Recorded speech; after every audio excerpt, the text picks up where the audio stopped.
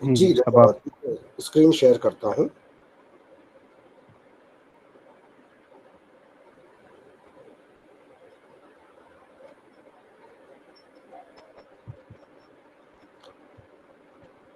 आपने कुछ दिन पहले गुरुकुल क्रांति में एक मैसेज डाला था आचार्य जी का। ये जो मैसेज आपको दिखाई दे रहा होगा स्क्रीन पर, दक्षिणायन नजदीक है।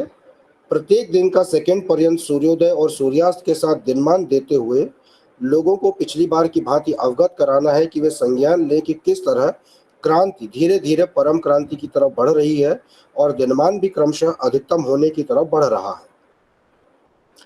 ठीक 21 जून को श्रवण संक्रांति 1444 पर दक्षिणायन वर्षा ऋतु का शुभारंभ घटित हो जाएगी। इसलिए आप लोगों के सामने गणितीय माध्यम से प्रयोग का अवसर है, कृपया ध्यान दें।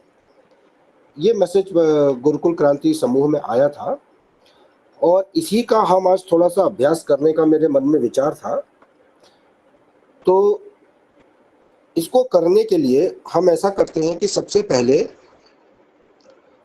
आसपास के दिनों का सूर्योदय सूर्यास्त लेकर के दिनमान निकालते हैं।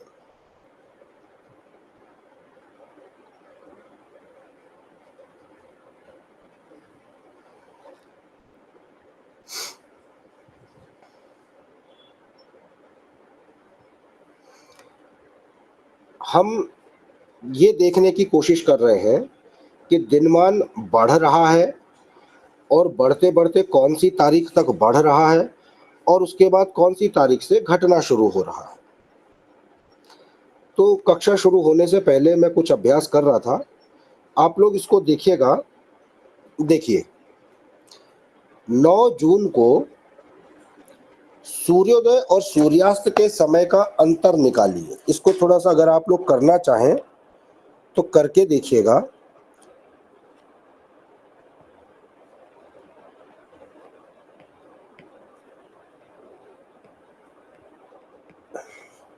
नौ जून को आप पंचांग में देखेंगे तो हमारा सूर्योदय सूर्यास्त का समय कितना है, ये देखिए। 9 जून को है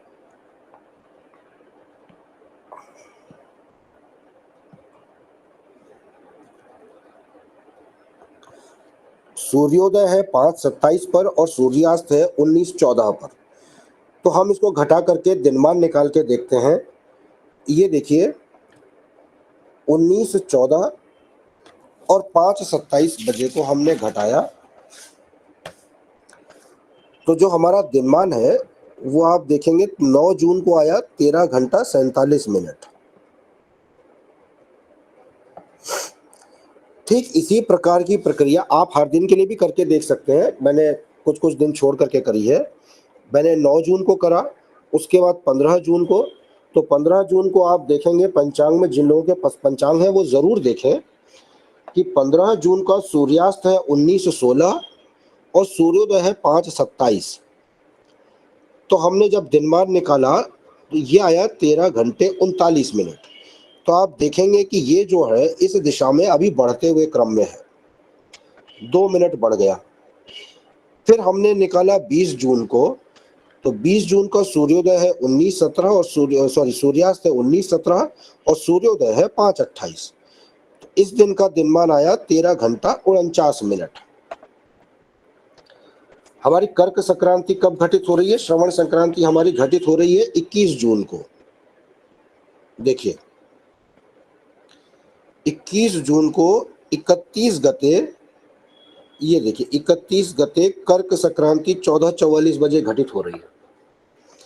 तो 21 जून का जब हमने सूर्योदय सूर्यास्त से दिनमान निकाला तो 21 जून का सूर्यास्त है 19:18 और सूर्योदय है 5:28। और जब हमने इसको घटाया और घटा करके दिनमान निकाला तो निकला आया 13:50। आप देखिए कि यहाँ से लेकर यहाँ तक हमारा 13:49 ये भी था, ये भी 13:49 आया। इसके बाद ये हमारा बढ़ा 13:50 और जब हमने सीधे 23 जून का निकाला अगले दिन, आप 22 जून का भी निकाल सकते हैं, मैंने 22 जून का भी निकाला नहीं है, इसको एक करके देखते हैं। 22 जून का सूर्योदय है हमारा 19:18 और सूर्यास्त सूर्यास्त है 19:18 और सूर्योदय है 5:28। तो अगर हम इसको करेंगे तो ये भी 13:50 ही आएगा।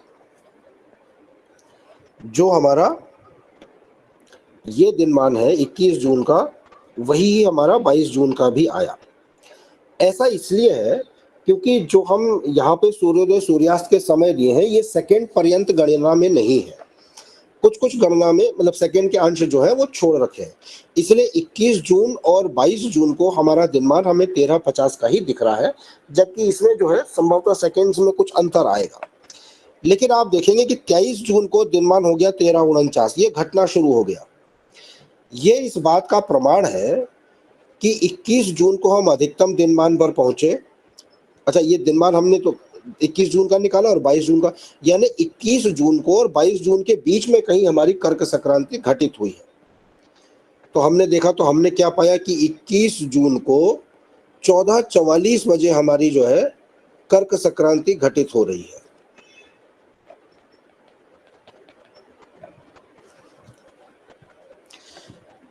तो हमारा जो 21 जून को 14:44 पे हो रही, तो 21 और 22 जून जो है वो हमारे अधिकतम दिनमान वाले दिन आ रहे हैं।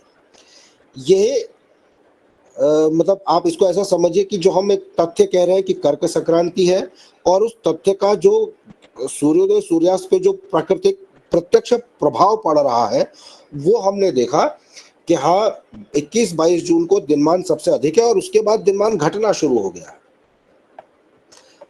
तो आप अगर इसको कहीं मतलब इस गणना को आप आर्ष पत्रकम में भी चेक कीजिए, और जो पौराणिक या कोई भी और पंचांग आपके पास उपलब्ध है उसको भी देखिए।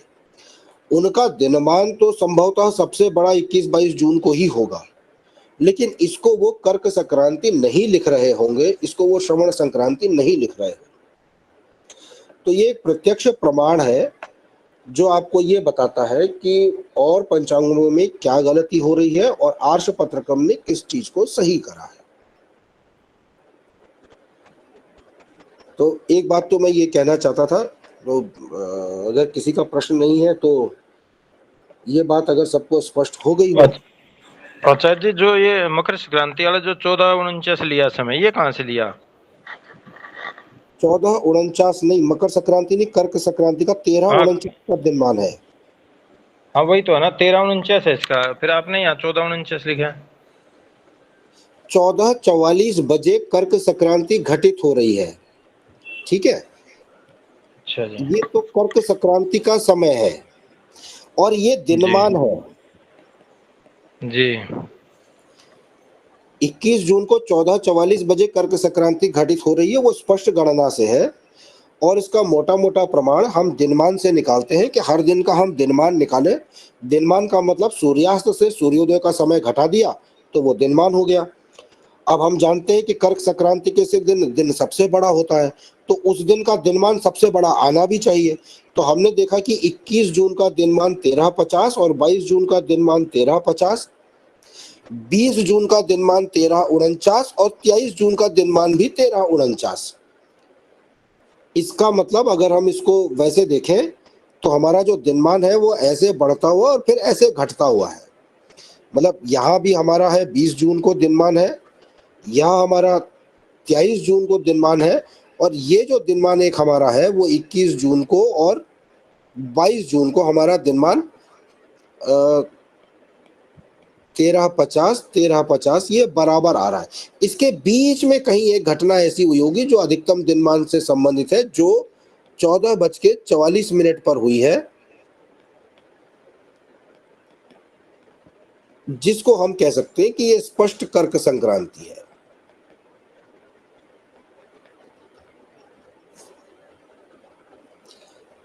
तो यह एक प्रमाण है और मेरा आपसे अनुरोध है कि ये दिनमान वाली जो गणना है ना, इसको आप करके देखिएगा। गणित में जब हम किसी चीज को करते हैं तो हमारा अभ्यास भी होता है और हमारा उस चीज पर विश्वास भी बढ़ता है।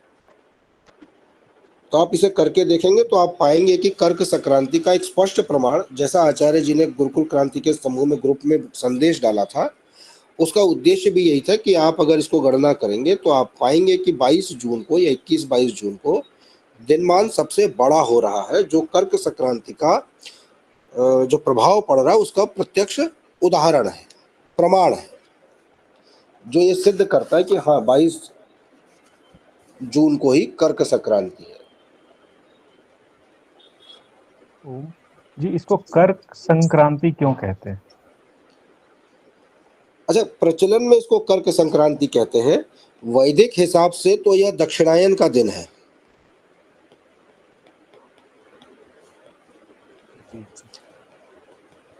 यह दक्षिणायन का दिन है। इस दक्षिणायन के दिन को ही जब हम राशियों की भाषा में बात करते हैं तो कर्क संक्रांति कहते हैं। कर्क संक्रांति शब्द मैं बार बार इसलिए ला रहा हूं क्योंकि आजकल प्रचलन में कर्क संक्रांति ही है। जैसे हमारा वैदिक शब्द तो उत्तरायण है, लेकिन उसके लिए जो प्रचलित में आजकल शब्द है वो राशियों के संदर्भ से मकर संक्रांति है। कर्क संक्रांति के बाद से जो महीना शुरू होता है वो वर्ष ऋतु शुरू होती है, वो वर्षा ऋतु शुरू होती है। और जो महीना शुरू होता है वो नभस मास शुरू होता है, और नभस मास को ही चांद्रमासों में श्रावण कहते हैं। और इसीलिए इस दक्षिणायन के दिन को श्रावण संक्रांति भी कह देते हैं। तो ये सब एक ही चीज के, एक ही घटना के, एक ही दिन के अलग अलग परिप्रेक्ष्य में देखे जाने वाले नाम हैं। धन्यवाद। संतोष जी, आप अपना प्रश्न रख सकते हैं हाथ खड़ा के। ओम नमस्ते जी। जी नमस्ते। जैसे कि ये कर्क राशि में सूर्य ने प्रवेश किया तो कर्क संक्रांति हुई, ऐसा ही है जी? जी बिल्कुल ऐसा ही है जी, तो हम सूर्य और चंद्र के भोगांश द्वारा कैसे स्पष्ट करेंगे कि सूर्य जो है कर्क राशि में प्रवेश कर चुका है? अच्छा ठीक है, आप पंचांग में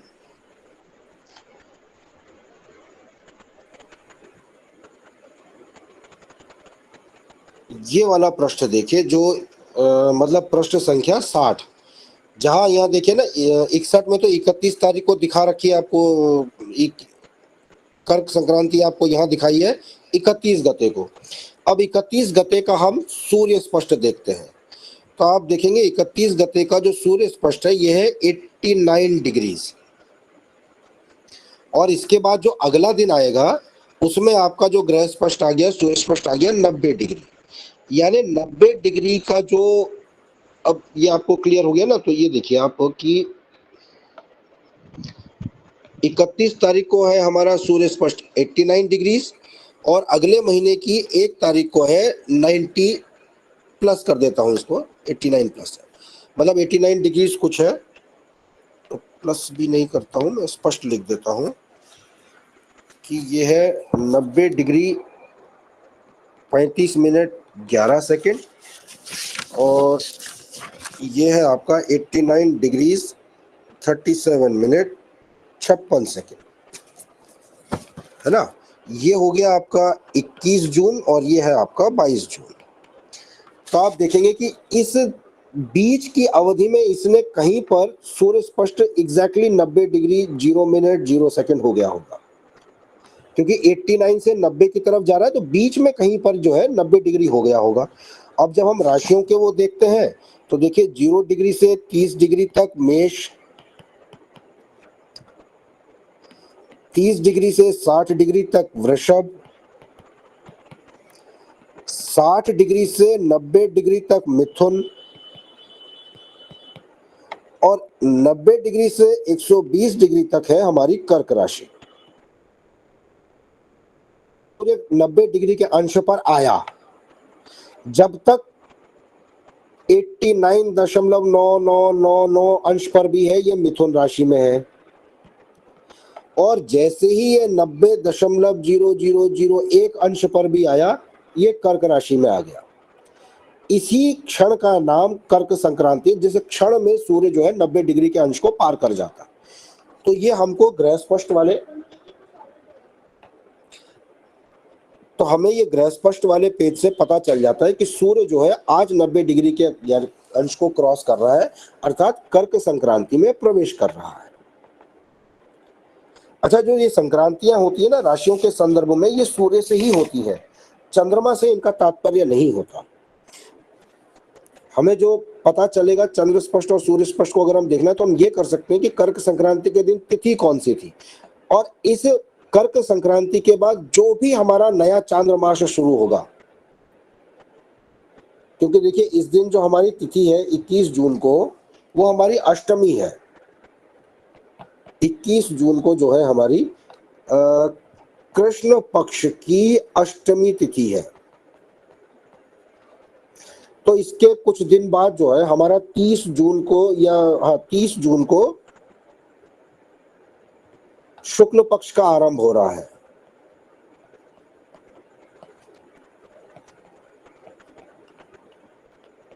तो ये जो शुक्ल पक्ष है ये कहलाएगा कर्कार्क का जो हमारा चांद्रमास है श्रावण।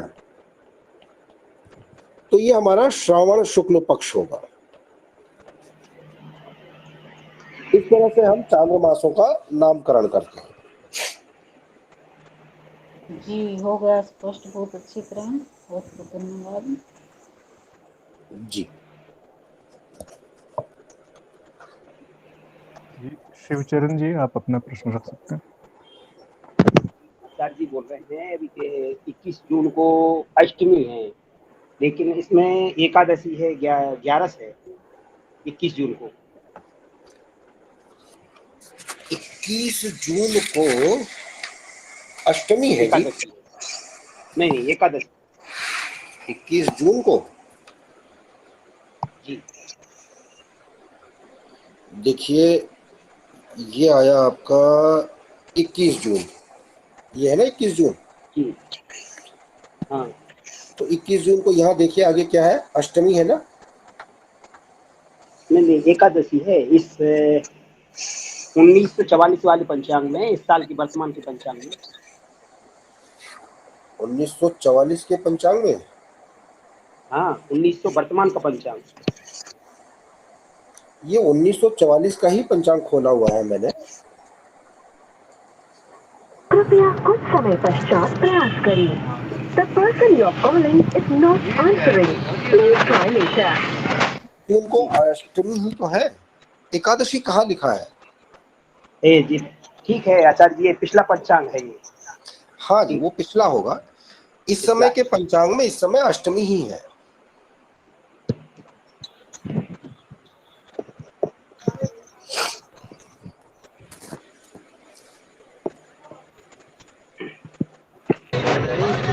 आचार्य जी, एक शंका थी आचार्य जी, एक शंका थी।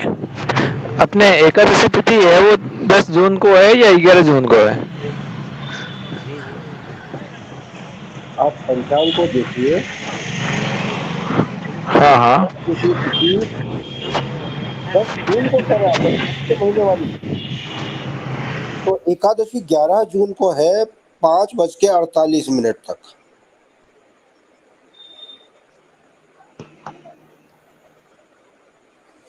देखिए एकादशी जैसा है ना, जो तिथियों का समय होता है ये तिथ्यांत काल होता है, यानी 10 तारीख को दशमी 7:28 तक थी, तो 7:29 से आपकी एकादशी लग गई,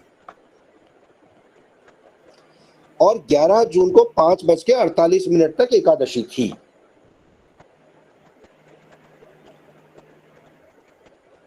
आप इसको व्रत के हिसाब से समझना चाह रहे हैं क्या, कि एकादशी का व्रत किस दिन रखा जाएगा? हाँ इसी हिसाब से।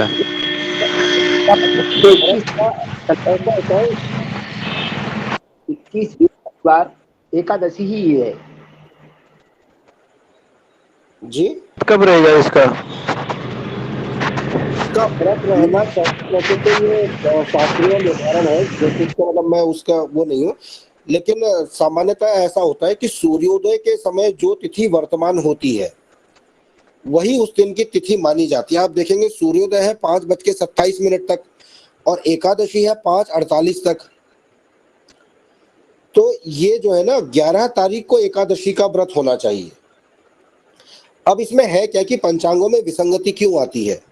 ये 5:27 का सूर्योदय है दिल्ली के लिए, अब मान लीजिए कि आप चले गए और पश्चिम की तरफ, यानी गुजरात में अगर आप सूर्योदय निकालेंगे,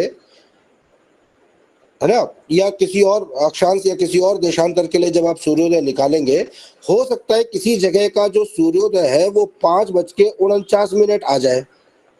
तो ऐसी स्थिति में एकादशी उनकी क्षय तिथि हो जाएगी। इसीलिए क्षेत्रीय पंचांगों में भिन्नता आ जाती है और तिथियों में जो व्रत पर्वों का निर्धारण है ना, वो क्षेत्रीय स्तर पर कभी-कभी अलग हो जाता है।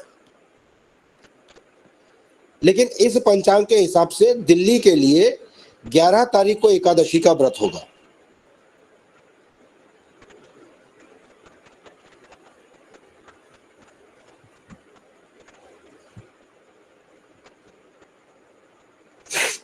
जी।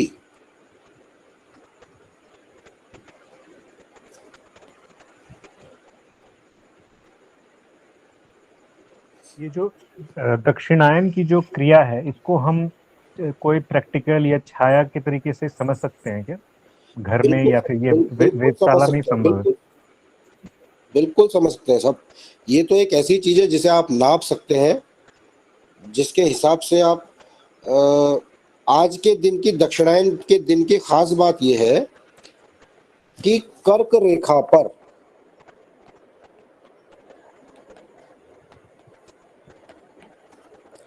मध्याह्न के समय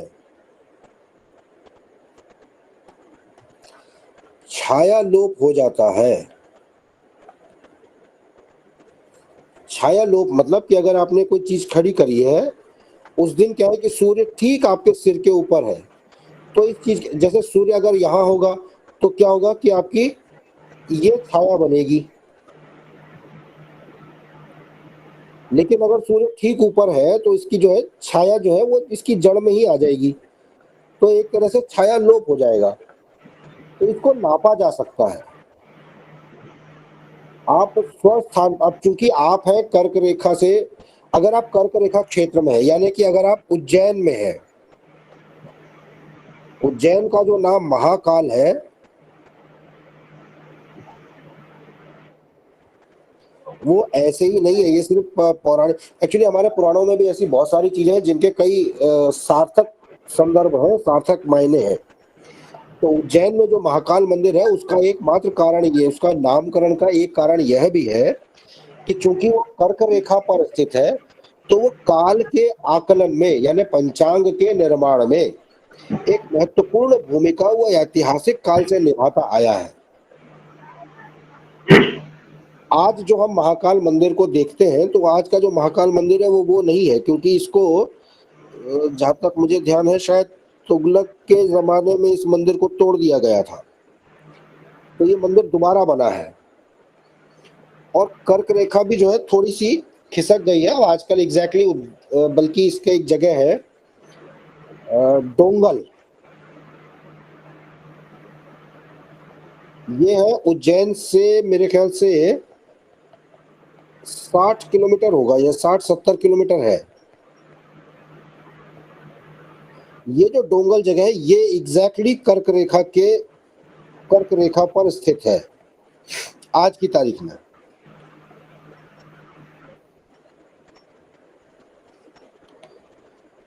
तो अगर आप आज की तारीख में डोंगल में जाएं, डोंगल में एक वेधशाला भी बनी हुई है, विक्रम विश्वविद्यालय है, उज्जैन का विक्रम विश्वविद्यालय, उनकी एक वेधशाला है वहां पर, और वो वेधशाला में इस तारीख को 21 जून को इसका प्रयोग करके भी दिखाते हैं। मेरे पास कोई चित्र आएगा तो मैं जरूर ग्रुप में शेयर करूंगा इसको। वो दिखाते हैं कि 21 जून को वहां पर जो है छाया लोप हो जाता है।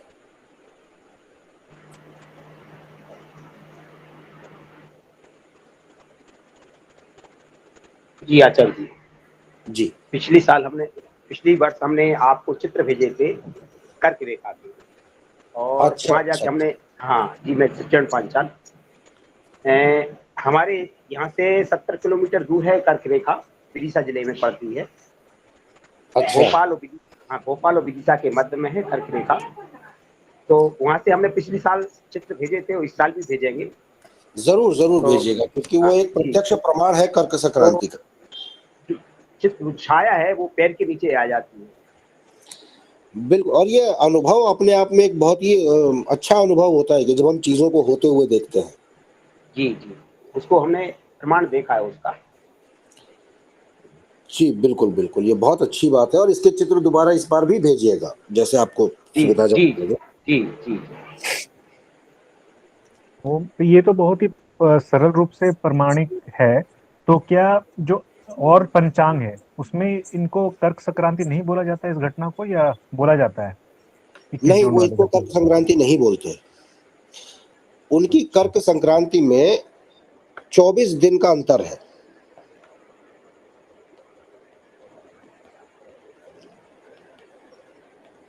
जी। वो अपनी कर्क संक्रांति लगाएंगे मेरे ख्याल में 13-14 जुलाई को आसपास।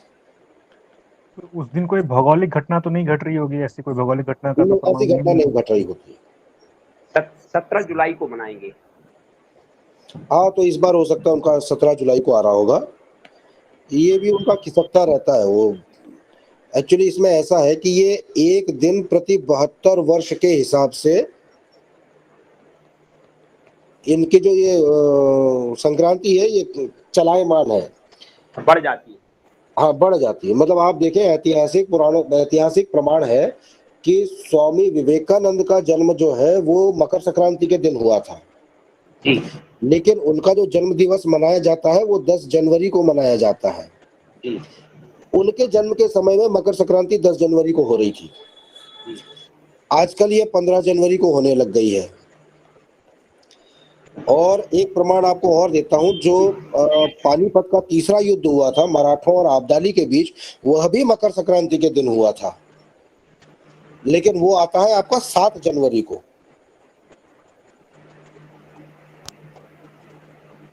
तो ये इस बात के ऐतिहासिक प्रमाण है कि उनके मकर संक्रांति जो है खिसकती चली आ रही है।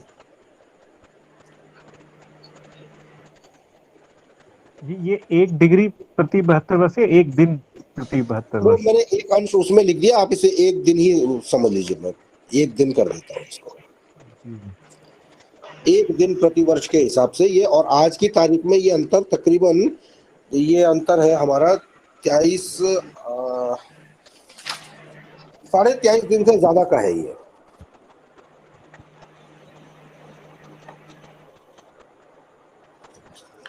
अच्छा, ये अंतर क्यों है, मैं इसको थोड़ा बहुत ही सरल भाषा में समझाने का प्रयास करता हूं ताकि आपको ये चीज एक बार स्पष्ट हो जाए कि ऐसा अंतर क्यों है। और इस अंतर के पीछे जो कारण है ना, वो एक छोटा सा अंधविश्वास भी कह सकते हैं आप इसको।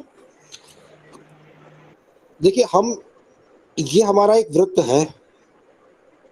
इस वृत्त का आरंभ बिंदु तो कहीं से भी हो सकता है, यहां से भी, कहीं से भी आप इसका आरंभ बिंदु मान सकते हैं।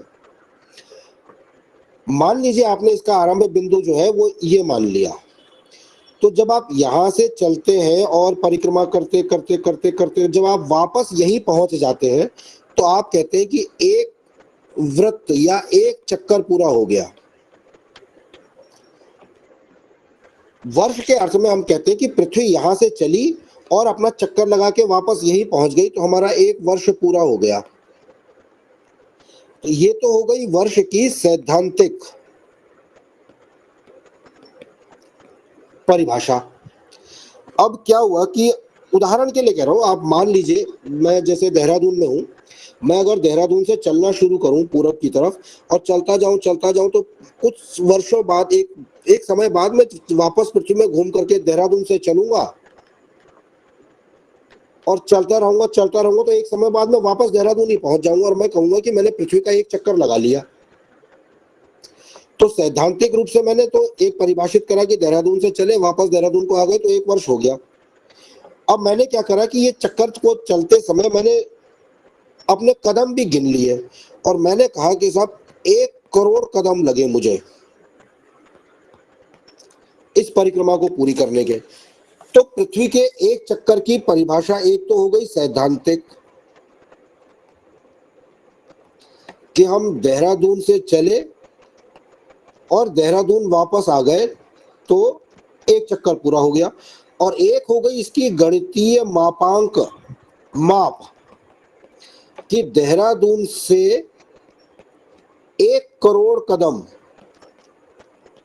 चलने पर वापस हम देहरादून आ जाते हैं और इसको हम एक चक्कर कहते हैं।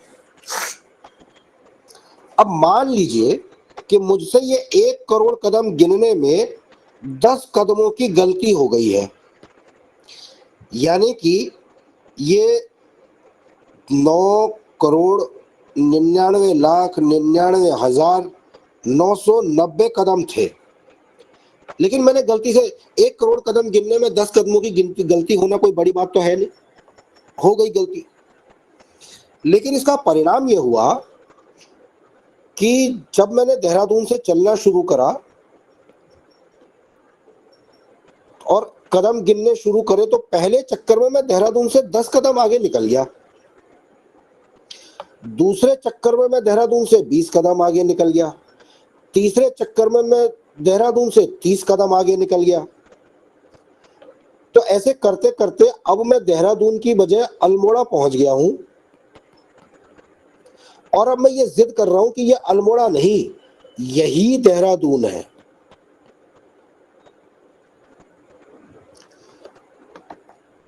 ऐसा है कि जो सूर्य सिद्धांत में जो वर्षमान दिया है कि एक वर्ष की लंबाई कितनी होती है, उसमें और वास्तविक वर्षमान में तकरीबन 21-22 मिनट का अंतर है। देखिए, आज से 1400 वर्ष पहले जब कोई ऐसे तकनीकी साधन नहीं थे तो 365 दिन 6 घंटा 12 मिनट 48 सेकंड की शुद्धता से वर्षमान का आगणन अपने आप में एक बहुत महान उपलब्धि है। ये 21-22 मिनट का जो अंतर है, ये एक वर्ष में 21 मिनट, 2 वर्ष में 42 मिनट, 3 वर्ष में 63 मिनट, लगभग यही अंतर बढ़ते बढ़ते आज तकरीबन 23.5 दिन का हो गया है। और इसी कारण हम मकर संक्रांति से चले थे, लेकिन मकर संक्रांति से बढ़ते बढ़ते मकर संक्रांति से हम चले थे, लेकिन अब बढ़ते बढ़ते हम 15 जनवरी तक पहुंच गए हैं, और अब हम ये जिद कर रहे हैं कि 15 जनवरी को ही मकर संक्रांति है। जैसे मैं जिद कर रहा था कि ये अल्मोड़ा नहीं है, ये यही देहरादून ही यही है। अब अल्मोड़ा वाले कितना ही हल्ला मचाते रहे, लेकिन मेरी गणित से आ रहा है तो मैं जिद कर रहा हूँ कि नहीं जी, अब तो अल्मोड़ा नहीं है, अब तो यही देहरादून है।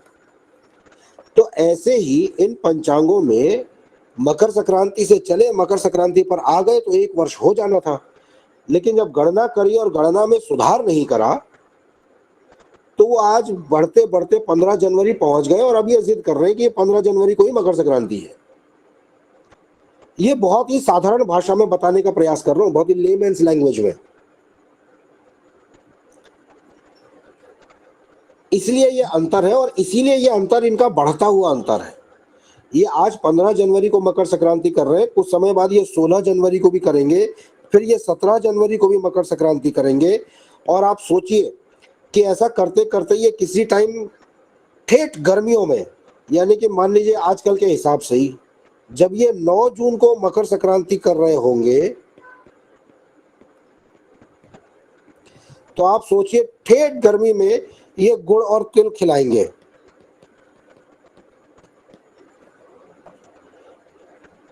इस एक 21-22 मिनट के कारण पंचांग की ऋतुबद्धता समाप्त हो गई है और वो विचलन में जा रही है।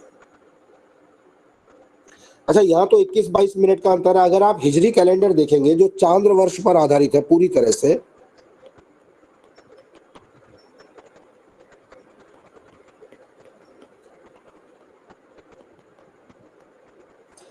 तो एक जो चांद्र वर्ष है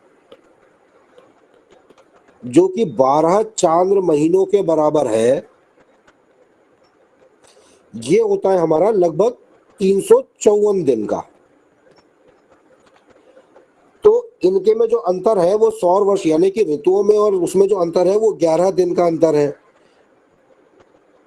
तो इनका जो ऋतु परिवर्तन है, जो ये ऋतुओं से जो विचलन है हिजरी कैलेंडर में, वो स्पष्ट दिखाई पड़ता है कि आप आज अगर आपकी ईद जो है, मान लीजिए ईद आज आपकी 11 जनवरी को है, तो अगले वर्ष जो होगी ये 11 दिन पहले यानी कि 31 दिसंबर को ही आ जाएगी। और उसके भी अगले वर्ष अगर आप देखेंगे तो 31 दिसंबर से भी 11 दिन पहले, यानी कि 20 दिसंबर को ही आ जाएगी। तो होता क्या है कि 11 दिन है और 60 दिन की एक ऋतु होती है, तो 6 वर्ष में इनकी ईद जो है वो एक ऋतु के पीछे चली जाती है। यानी इनकी जो ईद है कभी गर्मियों में, कभी सर्दियों में, कभी बरसात में, कभी वसंत में, ऐसे घूमती रहती है। जो हिजरी कैलेंडर में 11 दिन का अंतर है वो इन प्रचलित पंचांगों में देखा जाए तो 21-22 मिनट का अंतर। तो इनके तो 6 वर्ष में एक ऋतु बदल जाती है, हमारी एक ऋतु बदलने में बहुत समय लगेगा। हमारा एक दिन जो है वो 72 वर्षों में बदलता है। लेकिन हाँ, अगर हमने इस करेक्शन को ठीक नहीं करा तो हमारे जो त्योहार है वो भी ऋतु से असंबद्ध हो ही गए हैं और निकट भविष्य में और भी ज्यादा हो जाएंगे, और ये असंबद्ध होते होते कोई त्योहार किसी ऋतु में चला जाएगा। सोचिए आप होली का त्योहार अगर बिल्कुल शिशिर ऋतु में मना रहे हो तो तब कहां कौन पानी से होली खेलेगा। तो अगर पंचांग सुधार के इस कार्यक्रम को नहीं करा तो ये गलतियां होंगी, और इस संबंध में जो वैदिक मार्गदर्शन है वो बहुत स्पष्ट है। वेदांग ज्योतिष स्पष्ट रूप से कहता है कि उत्तरायण के दिन से माघ, तपह और शुक्ल पक्ष जो भी आरंभ होता है वो आरंभ होता है। तो वैदिक पंचांग में जो जिस वजह से हम अपने पंचांग को, जो आर्ष पत्रकों को एकमात्र वैदिक पंचांग कहते हैं,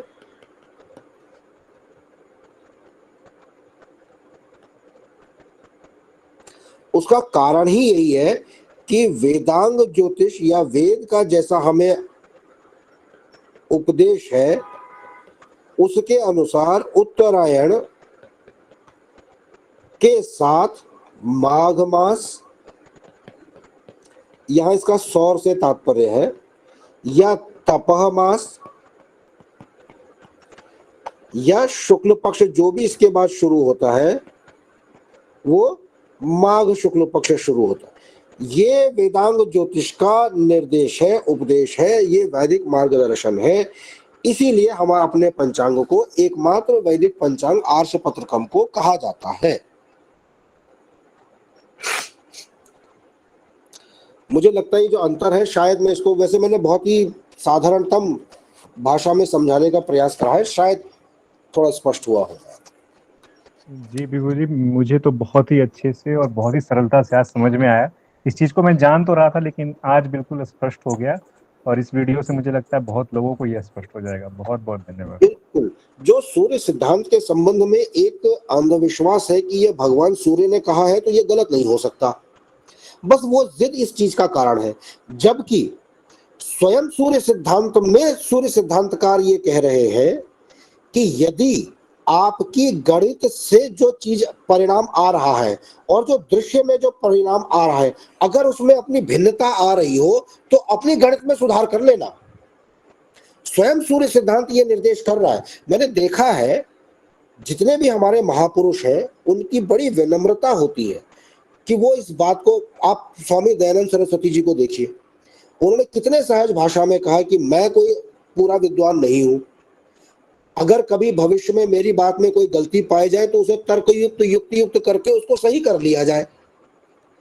यही विनम्रता हमें सूर्य सिद्धांत में भी मिलती है, यही विनम्रता हमें भास्कराचार्य में भी मिलती है, यही विनम्रता हमें ब्रह्मगुप्त में भी मिलती है, यही विनम्रता हमें लल्ल भट्ट में भी मिलती है, सभी आर्यभट्ट में भी यही विनम्रता है। वो स्पष्ट रूप से कह रहे हैं कि यदि कभी गणित में और दृश्य परिणाम में अंतर आ जाए तो गणित को सही कर लेना। और आजकल के ये जो लोग मतलब जो प्रचलित पंचांग है उनका क्या है कि गणित की गलती को सही नहीं करना है, जो प्रत्यक्ष दिख रहा है उसी का नाम बदल दो, लेकिन हम गणित की गलती को सही नहीं करेंगे। तो विद्वानों की इस विनम्रता से हमें, जब हम ये कहते हैं कि इसका मतलब ये थोड़ी है कि हम ये कह रहे हैं कि वो आदमी गलत है, सूर्य सिद्धांत गलत है। सूर्य सिद्धांत गलत नहीं है, सूर्य सिद्धांत तो खुद कह रहा है कि अगर गलती हो तो आप सही कर लो। ऐसा ही एक अक्सर आरोप लग जाता है वो 196 197 के क्रम में कि जी आप महर्षि दयानंद, भाई महर्षि खुद कह रहे हैं कि अगर कुछ गलती हो जाए तो उसे सही कर लो, तो उसका युक्ति युक्त तो निर्णय करो, जो सही है उसको ठीक कर लो। तो हमें अपने जो पूर्ववर्ती विद्वान हैं उनकी विद्वता और उनकी विनम्रता दोनों ही उनसे सीखनी चाहिए और उनको अपने व्यवहार में भी लाना चाहिए। सूर्य सिद्धांत, अच्छा कुछ भारत का इतिहास भी ऐसा रहा कि आप देखिए 7वीं शताब्दी के बाद से, 7वीं या 8वीं शताब्दी कह लीजिए, 7वीं शताब्दी के पहले आक्रमण से अगर उतना ज्यादा अंतर ना भी पड़ा हो तो भी 12वीं शताब्दी के बाद से लेकर के तो हमारा सारा इतिहास ऐसा है कि इस इतिहास काल में किसको इतनी फुर्सत थी कि अपने ज्ञान विज्ञान और किताबों को सहेज के रखे और विज्ञान को आगे बढ़ाए। वहां तो समस्या ही दूसरी थी ना, पहले उस समस्या से लड़ना था। तो इस काल में हमारा जो ज्योतिष है या जो भी और भी ज्ञान विज्ञान के क्षेत्र है उसमें हमारा विकास उस तरह से नहीं हो पाया और जैसे जैसे ये आक्रमण फैलता रहा हमारा दायरा, आप देखिए उत्तरी भारत में तो विकास होना ही बहुत कठिन हो गया और जैसे जैसे ये आक्रमण दक्षिण भारत में, मतलब 12वीं शताब्दी में आपको माधवाचार्य मिलते हैं दक्षिण भारत में, केरल में महान गणितज्ञ मिलते हैं, लेकिन जैसे जैसे वो आक्रमण फैलता रहा तो फिर उन चीजों का ह्रास होता रहा। वेद की जो परंपरा है कि जो हम चीज देखेंगे वेद करेंगे, वेद करके देखेंगे कि आज सूर्य किस राशि में और उससे हम अपनी गणित का सुधार करेंगे, तो हमारी गणित का परिष्कार होना बंद हो गया और गणित का परिष्कार बंद होना हो गया तो उसकी वजह से जो हमारी गलती थी वो सुधर नहीं पाई और एक लंबे समय। तो ऐसा नहीं है कि हम जब ये कहते हैं कि हमारा पंचांग ही सही पंचांग है, इसका मतलब ये नहीं है कि बाकी सारे गलत है, बाकी सारे गलत है, लेकिन इसका मतलब ये नहीं है कि वो जानबूझ करके गलती कर रहे हैं। वो एक काल क्रम से किसी गलती का सुधार नहीं कर पाए, वो एक अलग बात है। अब उन्हें सुधार कर लेना चाहिए। अगर किसी, देखिए कोई भी आदमी ऐसा तो होता नहीं जिसके अंदर कोई कमी ना हो और ऐसा भी कोई आदमी नहीं होता जिसकी जो सारी ही कमियों को सुधार कर दे। हर आदमी एक पक्षीय होता है, एक विषय पर सुधार करता है, हो सकता है उसके कई विषय छूट जाते हो। भारतीय ज्योतिष में कई चीजों में विस्तार हुआ। कुछ समय पहले मैं एक लेख पढ़ रहा था जिसमें, अब ये थोड़ी रोचक बात है, हालांकि ज्योतिष से संबंधित डायरेक्टली तो नहीं है लेकिन रोचक इस अर्थ में है कि मैं एक विचार एक जगह कहीं पढ़ रहा था, एक विद्वान है, उनकी बड़ा शोध कार्य है। उन्होंने अपने शोध में ये स्पष्ट करने का प्रयास करा है कि जो आइजैक न्यूटन ने ये जो आइजैक न्यूटन या वहां पे जो ये कैलकुलस की खोज हुई है, ये कैलकुलस की खोज एक्चुअली में जो है मूल रूप से भारत में हुई है और इसके उन्होंने कई प्रमाण वगैरह भी देने के प्रयास करे हैं और उन्होंने बड़ी अच्छी अपना शोध पत्र निकाला है कि कैसे वो अभिलेख निकाले हैं कि कैसे माधवाचार्य जी की पुस्तक यूरोप जाती है, यूरोप से कैसे किसी राजा के पास जाती है, उस राजा से किस आदमी के पास जाती है, वो कैसे उसका ट्रांसलेशन करता है, वो ट्रांसलेशन कैसे आइजैक न्यूटन और लाइबनीज के पास पहुंचता है और कैसे वो दोनों एक ही समय में कैलकुलस की खोज करते हैं और क्यों आइजैक न्यूटन जब कैलकुलस की खोज करता है तो उसको जो शब्द देता है वो देता है फ्लक्स। और आश्चर्य की बात है कि जब माधवाचार्य कैलकुलस की खोज कर रहे हैं तो वो भी उसको शब्द दे रहे हैं प्लाक्ष। तो ऐसी खोजें चल रही है, भारत में बड़ा विचार हुआ है, पर इतिहास हमारा ऐसा रहा है इस समय में, तो उसको स्वीकारने में भी कोई गलती नहीं है और जो चीज गलत हो गई है उसको सही करने में भी हमें गर्व ही महसूस करना चाहिए। जी, थोड़ा विषयांतर हो गया लेकिन जी बहुत रोचक रहा। लेकिन और ये जो आपने बताया ये कैम्ब्रिज यूनिवर्सिटी की वेबसाइट पे भी है, मैंने भी इसे देखा था। इसको थोड़ा संक्षिप्त रूप में वहाँ पे भी दिया हुआ है, अन्य लोग भी देख सकते हैं। हाँ वो दिया है, मैंने सुना है उसके बारे में और वो रोचक चीज है, वो जानने लायक है, हमें जाननी चाहिए, हमें हमारे बच्चों को बतानी चाहिए ये बात कि माधवाचार्य की पुस्तक पर वहां पर इस तरह का भी एक शोध चल रहा है, इस तरह का लिंक ढूंढा जा रहा है और वो मिल भी रहा है।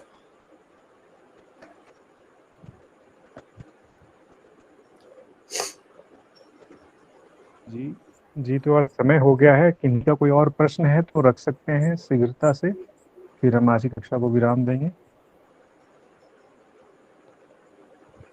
तो मैं समझता हूँ कि किन्हीं का कोई प्रश्न नहीं है, तो बहुत बहुत धन्यवाद विभू जी। आज आपने बहुत ही रोचक बातें बताई और मुख्यतः उस संक्रांति वाली बात को हमें बहुत ही सरलता से समझाया। तो सभी विद्यार्थियों की ओर से आपका बहुत बहुत धन्यवाद।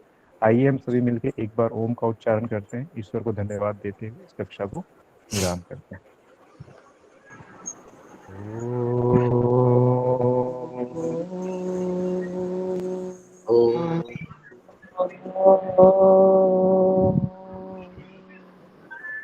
सर्वेभ्यो नमः। सादर सभी को सावधान सभी को सदन विभू में जी